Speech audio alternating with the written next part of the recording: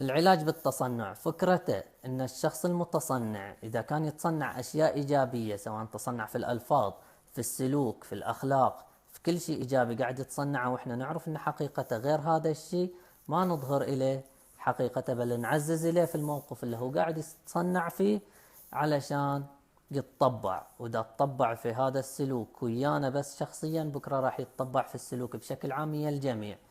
ويكفيك أنت أن هذا الشخص المتصنع وياك أنه حسن من ألفاظه إذا كان يتصنع في الكلام، وإذا هو في السلوكيات حسن من سلوكياته إياك، فهو يقدم لك احترام، يقدم لك قيمة، وانت شوي شوي تساعده بهذه الطريقة انه ينعكس إلى الآخرين، ويكون الشخص انتقل من التصنع السلبي إلى التصنع الإيجابي. هذه وجهة نظري في التصنع وكيف نعالج التصنع بشكل إيجابي. يعني على سبيل المثال تصنع السعادة أو تصنع الإيجابية، هذول إذا أنت عارف أن أصلا حياته تعيسة ولكن قاعد يتصنع أنه سعيد، ولما تعرف أن هذا الشخص أفكاره سلبية ولكن قاعد يتصنع أن أفكاره إيجابية، عزز إليه.